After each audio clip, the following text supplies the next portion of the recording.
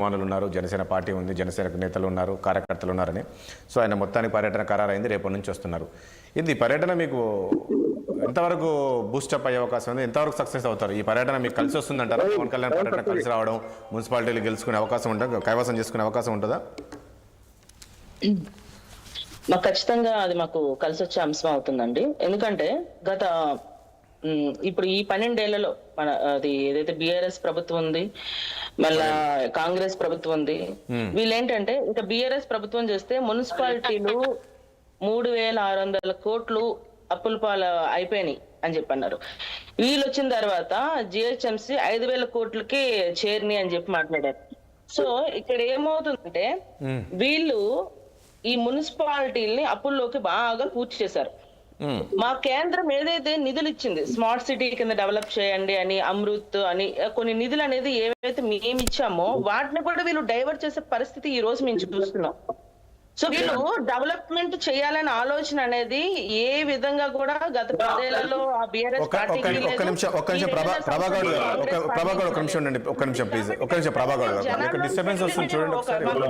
Double engine అనేది రావాలి. Double engine వస్తేనే కానీ ఈ రోజున స్థానికంగా డెవలప్మెంట్ జరగదు అన్న విషయం 100% అందరికీ కూడా, జనాలకు కూడా తెలుసు అన్నది మాకు బాగా తెలుసండి.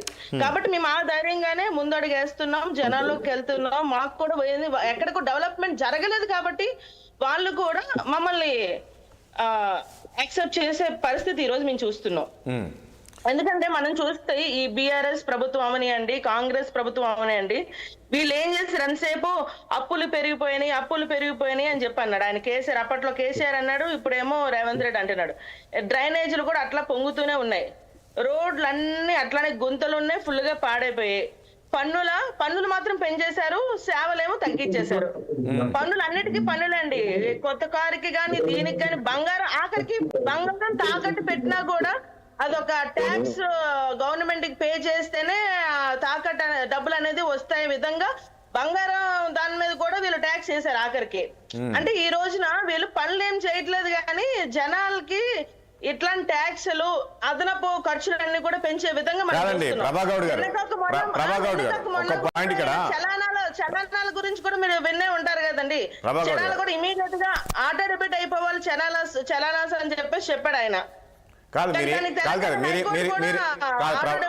కుదరదు, వాళ్ళకి వీలున్నప్పుడు చేస్తారని. అంటే డబ్బులు దోచుకునే ప్రయత్నంలోనే కాంగ్రెస్ పార్టీ కంప్లీట్ గా సక్సెస్ అయ్యిందండి.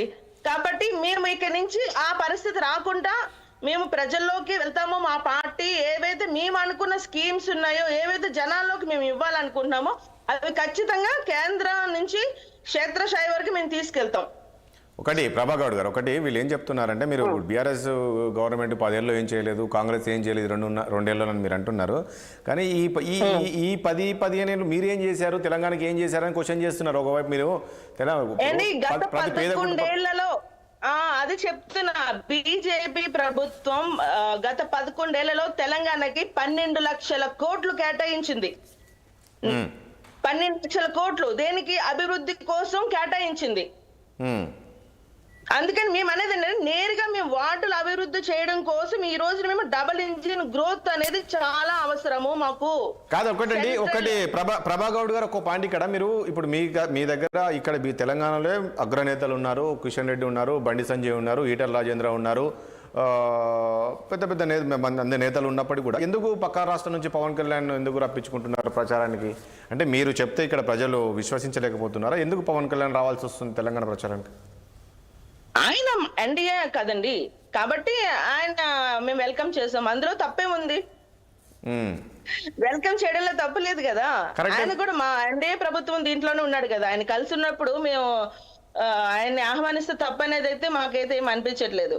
అయితే ఓకే, బాగుంది. కానీ మొన్న ఆయన కొంచెం పవన్ కళ్యాణ్ తెలంగాణ పైన కొన్ని కామెంట్ చేశారు కదా, మీకు కూడా ఐడియా ఉండి ఉండొచ్చు.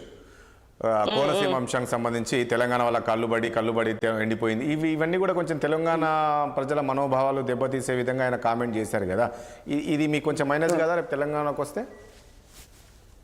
ఎందుకు అవుతుంది అనుకుంటాము? ఎందుకంటే రేవంత్ రెడ్డి గత 2.5 సంవత్సరాల్లో ఎన్ని తప్పుడు మాటలు మాట్లాడాడో మీకు తెలీదా?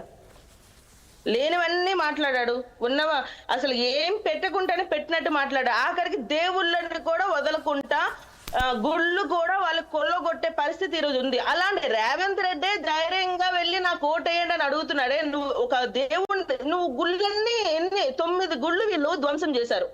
మరి ఏ ధైర్యంతో రేవంత్ రెడ్డి ఈ రోజు పబ్లిక్ వెళ్ళి ఓటేయమని చెప్పి అడుగుతున్నాడు చెప్పండి. ఆయన కంటే నేను తప్పైతే ఏమేం చేశాడు ఆయన చెప్పండి. ఆయన ఇప్పుడు హైడ్రా పేరు చెప్పి బతుకమ్మ పండుగ రోజు 250 కుటుంబాలని వాళ్ళ ఇళ్ళని ధ్వంసం చేశాడే. మరి ఆ రోజున ఏ ధైర్యంతో మరి రేవంత్ రెడ్డి ఓట్ల కోసం ముందుకొచ్చాడు? మరి అవన్నీ కూడా జనాలు అవన్నీ కూడా చూస్తారు కదండి. మరి అవన్నీ కూడా ఆలోచన చేయాలి మీరు. ఎందుకంటే చిల్లర వ్యాపారులకు కూడా రోడ్లు కోసం అడ్డంగా వ్యాపార స్థలాలు కూల్చేసి నచ్చినట్టు డ్రామాలన్నీ చేసేసి జనాల్ని హింస పెట్టాడు ఈయన.